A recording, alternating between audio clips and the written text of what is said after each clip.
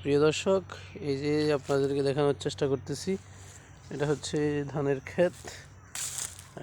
কিছুক্ষণ আগে এটা কর্ষণ করা হয়েছিল।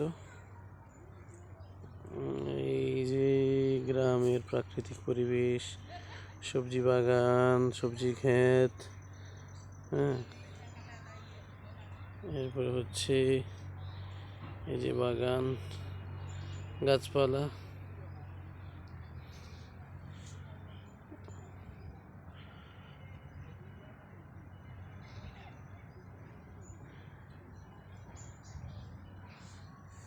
এই যে ওদিকটাই হচ্ছে এই যে এখানে লাউ গাছ নেট দিয়ে রাখছি যেন পাখি কোনো ধরনের সমস্যা করতে না পারে।